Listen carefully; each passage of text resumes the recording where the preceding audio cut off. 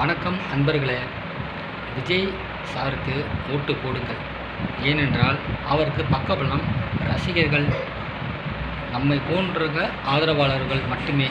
ரசிகர்கள் அனைவரும் தொண்டர்களாக மாற வேண்டும். அவருக்கு நம்ம ஓட்டு போடுறோம், அவர் எங்கே போவார்? நம்ம பணத்தெல்லாம் கொள்ளையடிச்சு வெளியூருக்கு எங்கேயும் போக போகிறாரா? அவங்க அப்பா அம்மாவை சிந்திச்சு பாருங்கள் மக்களே. ஒன்றுமே தெரியாது. என்னை பொறுத்தளவு விஜய் சாரை ஒரே ஒரு தடவை நான் என் ஊர் மதுரை செல்லூரில் ஒரு தடவை தான் பார்த்தேன். அந்த ஒரு தடவை தான் மீட்டிங் அவர் வந்திருந்தார்.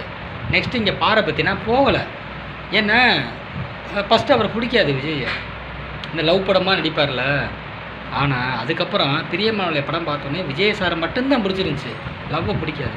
அதுக்கப்புறம் அவர் ஆஸ்ட்ரோ, அதாவது ஜாதகத்தை பார்த்தோன்னே, கடகம் புனர்பூசம் பார்த்தோன்னே அவருக்கு யோகம் இருக்குது, நல்லவர் அப்புறாடி என்று நான் தெரிஞ்சுக்கிட்டேன் ஆஸ்ட்ரோ படி.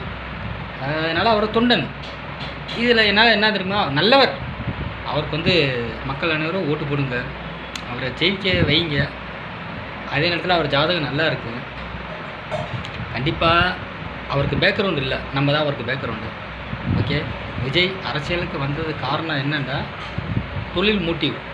ஆனால் நெக்ஸ்ட்டு இண்டிகேஷன் கிரகங்கள் அவரை தூண்டி விடுது அரசியலுக்கு கொண்டு. ஆனால் நல்லது தான் செய்வார், நல்லது தான் செய்வார், கிட்டே செய்ய தெரியாது.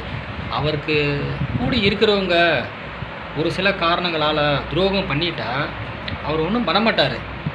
தனி ரூமில் உட்காந்து அழுகுவார். உண்மை தான், ஓகேவா? உண்மை. விஜய் சாருக்கு யாராவது ஒருத்தர் துரோகம் பண்ணிட்டா அவர் அழுகுவார் தனியாக உட்காந்து. யாரையும் கண்டிக்க மாட்டார், அடிக்க மாட்டார். ஏன்னா தாயன்பு உள்ளம் கொண்டவர் அவர். மதுரை செல்லூர் ஜோதிடர். நன்றி, வணக்கம்.